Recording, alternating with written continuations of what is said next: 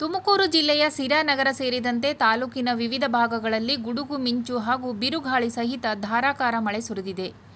1 ಗಂಟೆಗೂ ಹೆಚ್ಚು ಕಾಲ ಸುರಿದ ಮಳೆಯಿಂದ ಜನಜೀವನ ಅಸ್ತವ್ಯಸ್ತಗೊಂಡಿದೆ. ಬೆಳಗ್ಗೆಯಿಂದ ಮಧ್ಯಾಹ್ನದವರೆಗೆ ಬಿಸಿಲಿನ ತಾಪ ಹೆಚ್ಚಿದ್ದರೂ ಮಧ್ಯಾಹ್ನದ ಬಳಿಕ ಏಕಾಏಕಿ ಮೋಡ ಕವಿದ ವಾತಾವರಣ ನಿರ್ಮಾಣವಾಗಿ ಮಳೆ ಆರಂಭವಾಯಿತು.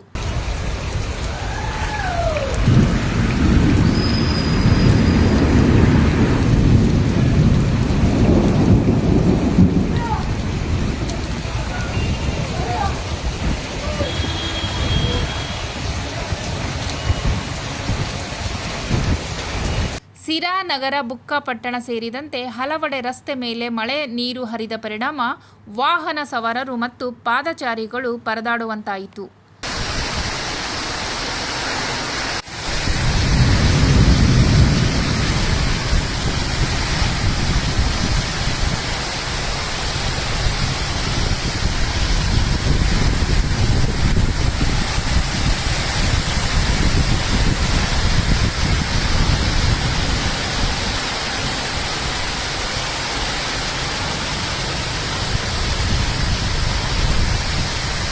ಕೆಲ ತಗ್ಗು ಪ್ರದೇಶಗಳಿಗೆ ನೀರು ನುಗ್ಗಿ ಸ್ಥಳೀಯರು ತೊಂದರೆ ಅನುಭವಿಸಿದರು.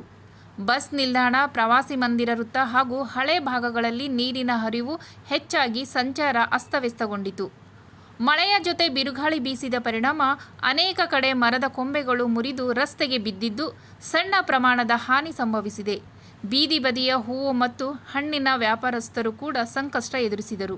ಕಳೆದ ಕೆಲ ದಿನಗಳಿಂದ ಬಿಸಿಲಿನ ಬೇಗೆಯಿಂದ ಬಳಲುತ್ತಿದ್ದ ಜನರಿಗೆ ಮಳೆ ತುಸು ತಂಪಿನ ಅನುಭವ ನೀಡಿದರೂ ಸಂಜೆ ವೇಳೆಯ ಮಿಂಚು ಮತ್ತು ಗುಡುಗಿನ ಸದ್ದಿಗೆ ಜನರು ಆತಂಕಗೊಂಡರು.